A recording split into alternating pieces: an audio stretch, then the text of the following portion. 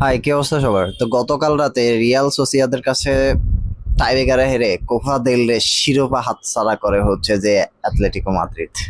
Atletico Madrid আসলে সেমিফাইনালে যেভাবে বার্সেলোনাকে হারায়, তারপরে আমিও ভাবছি যে হয়তো বা শিরোপাটা অ্যাথলেটিকো মাদ্রিদের ঘরেই যাচ্ছে, বাট রিয়াল সোসিয়াদ 15 সেকেন্ডে একটা ম্যাজিক দেখায়। তারা 15 সেকেন্ডে স্কোর করে বসে হচ্ছে অ্যাথলেটিকো মাদ্রিদের বিপক্ষে। এরপরে তো যদিও লুকমান হচ্ছে সমতায় নিয়ে আসে, এরপরে আলভারেজের গোল, কিন্তু এক্সট্রা টাইমে যায় আবার গোল খায়া 2-2 সমতা হয়, খেলা চলে যায় হচ্ছে টাইব্রেকারে। টাইব্রেকারে হচ্ছে যে আলভারেজ এবং হচ্ছে সোরলো দুইজনের পেনাল্টি ঠেকায় দেয় রিয়াল সোসিয়াদের গোলকিপার। তো সেখান থেকে হচ্ছে যে শিরোপা হাতছাড়া হয় অ্যাথলেটিকো মাদ্রিদের আসলে আমার মনে হয় যে টাইব্রেকার পর্যন্ত যাওয়াটাই হচ্ছে সবচেয়ে বড় ভুল।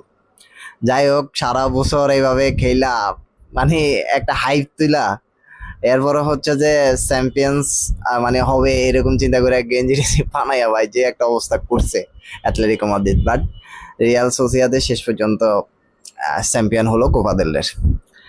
এরপরে হচ্ছে যে সবচেয়ে বড় যেটা ইস্যু সেটা হচ্ছে যে ইংলিশ প্রিমিয়ার লিগে চেলসি গত টানা 4টা ম্যাচ হারছে, কোনো গোলই করতে পারে নাই।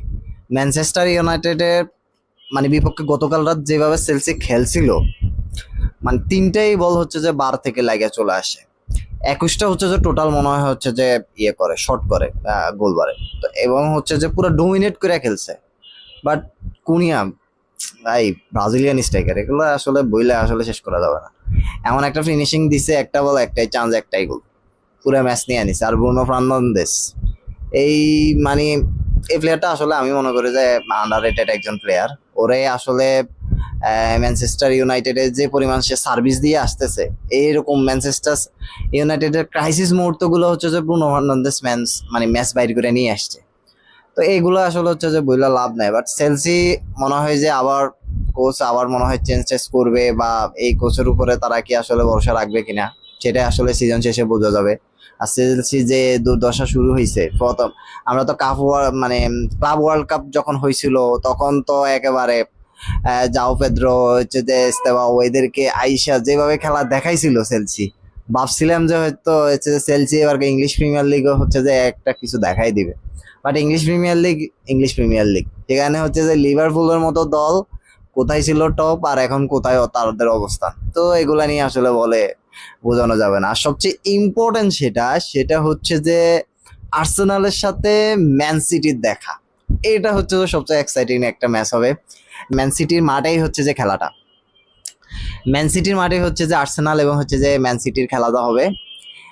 তো ইতিহাদে দেখা যাক যে কি রেজাল্ট হয়। তবে ম্যান সিটি পুরো ডোমিনেট করে খেলবে ভাই। ম্যান সিটির এখন মোটামুটি ফর্ম আছে এবং ওদের প্লেয়ার গুলা আউটস্ট্যান্ডিং খেলতেছে। আর্সেনাল হচ্ছে যে এর আগের ম্যাচ হারছে, তো আর্সেনালের হচ্ছে যে মানে খুবই ডিসঅ্যাপয়েন্টেড একটা অবস্থা আছে। কনফিডেন্স হয়তো বা পাবে কি পাবে না সেটাও আসলে বলা যায়, কিন্তু ম্যান সিটি কিন্তু ফুল ফর্মে আছে। আর সর্বশেষ যেটা বলবো, মেজর সকার লিগ, লিওনেল মেসি। মেজর সকার লিগ বলতেই হচ্ছে যে এখন লিওনেল মেসি আসে, গোল করে, ম্যাচ জিতায়, মানে আর সকল হাইপ সে নিয়ে নেয়। এবং লিওনেল মেসি এমন একটা অবস্থা হয়েছে যে মনে হয় যে যে কোনো দলকে আসলে যে কোনো সহজেই মানে গোল কইরা আর তা হচ্ছে বিধ্বস্ত করে দিবে। আসলে মেসির গোল নিয়ে কোনো ধরনের কনফিউশন নাই, যতই দেখি ততই ভালো লাগে। মনে হয় যে মেসি আরো খেলতে থাকুক, মেসি অবসরে যাওয়ার দরকার নাই, মেসি শুধু এইভাবে গোলে আমরা দেখতে চাই। তো আপনার মতামত কি আজকে আর্সেনাল এবং ম্যান সিটির প্রেডিকশন কি হইতে পারে, জানাবেন কমেন্ট করে। টাটা।